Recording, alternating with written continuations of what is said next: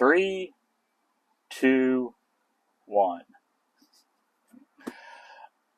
So no kidding, there I was. It's Sunday.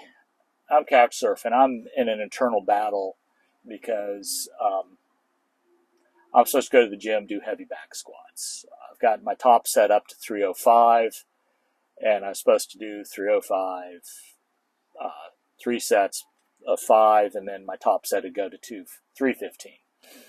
But anyway, so I did not want to go. Just total internal battle. I did end up going. Didn't quite make my goal. I repeated my last one. But that's not what I'm here to talk about, really. It's doom scrolling. And this video comes up. It's this dude, Gary V. And I don't know. I didn't really know who the hell he was. I've seen a few videos with him. And yeah, I guess he's one of these business gurus. He is an entrepreneur. And so I guess he's just smarter than everybody else and knows how to get shit done. Which, okay, so he sold a business, but he's not a gift to society. But he's telling the story that, first I'm going to say, never happened. It's one of these convenient, just too good to be true type stories that these guys love to share. And it's not just men, it's women too. They do the same garbage. And the story goes that this bright-eyed young girl came to him and told him that how she was going to quit and find a new job because going back to the office was so terrible, and how the commute and all like that was a real drag. But she had this experience in the office where she needed to get a question answered, and it took her 12 seconds to go 3 cubicles over and ask the person, and they answered right away. Whereas before, when they were remote, it would take 3 weeks to get the question answered because she'd schedule a meeting and the person would cancel and reschedule and things would happen. So it'd take 3 weeks. Okay, so, buddy, do you not have Slack, Teams, GChat, text messages, any of that shit in your company? So you're telling me that your people who work for you don't know how to use technology to get shit done.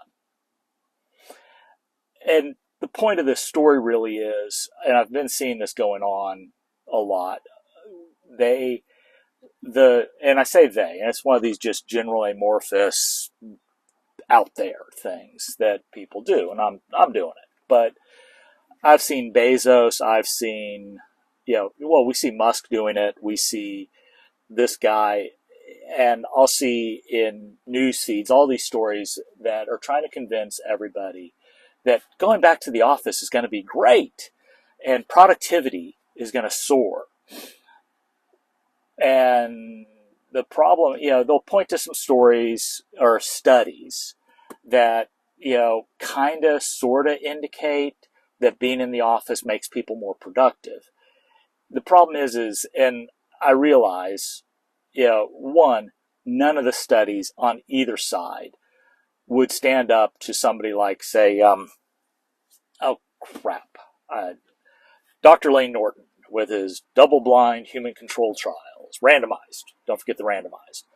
These studies that are being done by MBAs, they're not scientific. They're surveys. They're garbage.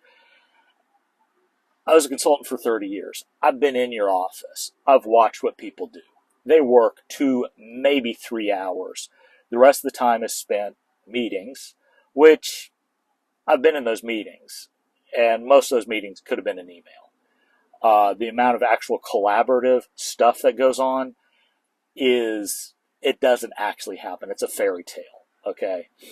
I get more collaborative work done over Zoom than I ever have gotten done in person. Actually, that's not quite true. I've taken clients to Microsoft. I used to work for Microsoft in Microsoft Consulting.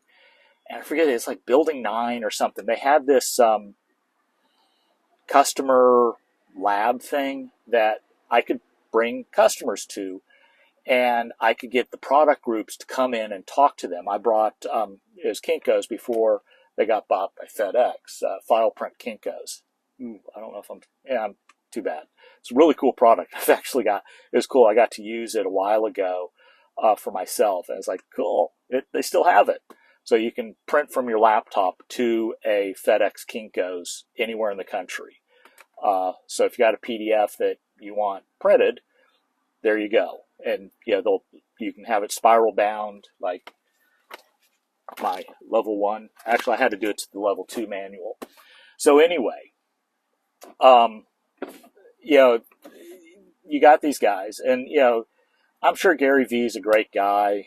Looks like Joe Pesci, a skinny version of Joe Pesci, but it irritates me, this whole we need to go back to the office thing,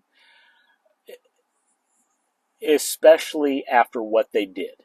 And again, amorphous, but all of these executives, I guarantee if I go back to 2020 and I look on YouTube, Instagram, wherever, I'll see this guy talking about and extolling the virtues of going remote and how we need to flatten the curve and do all of this junk and how this is going to be the new normal, and the idea of 15-minute cities and all this stuff, because technology, we don't need to be in the office anymore.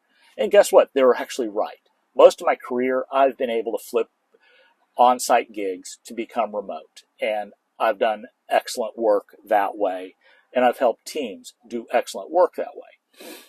The reason they think they see a drop in productivity is, one, this Victorian era mindset of the assembly line that, oh, if I can't see the person working, how do I know they're doing? And it's like, well, most of the stuff that we're doing is not in meat space. It's, they call it knowledge work.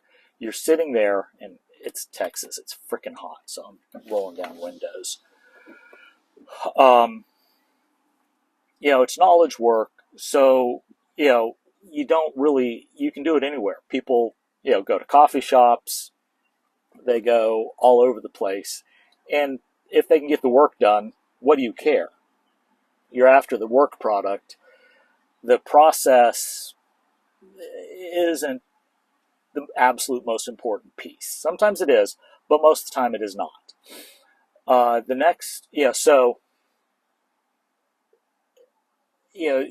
The whole thing, I'll give Elon Musk with Tesla and SpaceX some space on needing people, because you're not going to assemble a Model Y in your living room.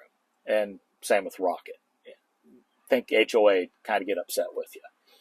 But, the Twitter guys, if I was him, I'd shut down that Twitter office in San Francisco and go remote. Boot the people out of San Francisco. You don't need to be there. You could live in Tulsa, Oklahoma. Move to Fayetteville, Arkansas. It's beautiful there.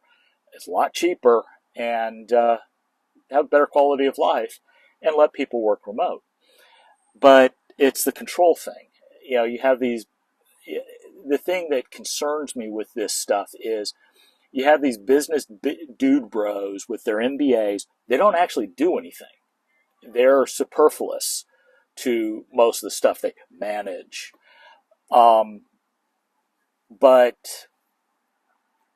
when it gets down to it, you need the developers, you need the actual accountant, you need the attorney who actually knows what the law is and knows how to do the research. You need the physician, the medical assistant, the nurse who actually delivers the service.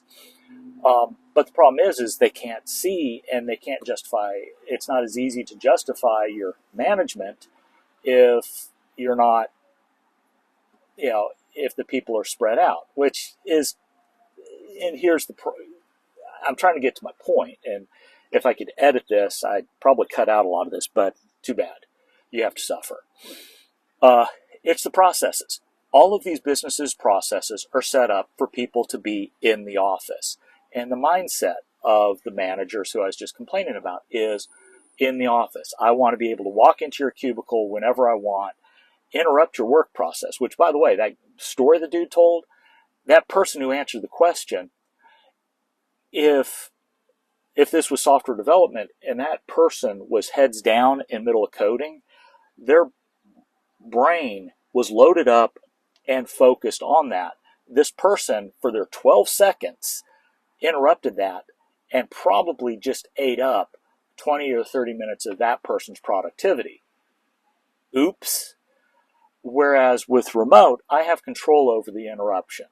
I turn off notifications and things like that. My cell phone is the only thing that will make a noise. I use Rick and Morty wubba lubba dub dub for my text messages. It's great. But the process that you're using is meant for people to be in the offices. They never adapted the processes to people being remote. If you adapt your processes to remote work, most of that imaginary loss of productivity goes away. And correspondingly, your people are probably happier and you probably have better employee retention. I'm seeing stories now like Dell right now is having a lot of trouble. A lot of the companies who are forcing people back to the office, the only reason they're not in more trouble is because of this wonderful economy that certain people have given us. Hopefully that gets fixed soon. But, I mean, if the economy turns and the employment situation turns around, you'll see those companies will become ghost towns. The talent will leave with a quickness. So adapt the processes. Well, part of the thing is this. Set expectations clearly and it's in both directions. As a team lead, you set expectations with your people. Hey, I expect you to get this much work done. This is the pace we're setting. I need you to match it. I need the quality bar to be here. And if it's like, hey, I need you available in these windows, then, set those expectations with people, communicate it clearly, which to a degree isn't any different than what you would have with on-site, which is confusing. And then you also have the thing that irritates the hell out of me is these same organizations that want everybody back in the office will outsource stuff to India or wherever. And it's like, wait, so you're telling me I have to be in the office because, me being 15 miles away in my office at my house is too big of a strain, but you'll send the job 5,000 miles to the other side of the Pacific or Atlantic, depending upon which direction you want to go in. It doesn't make sense. And, you also now are introducing time zone variances, which, I've had remote teams where it's like the people are up, they become vampires because they work all night and then they got sleep. And we had terrible retention. The dudes in India, they job swap big time. So, it's kind of universal. So anyway, I've been nattering on about this for long enough. Point is, I don't know that I have a point. Anyway, I'm just going to say bye.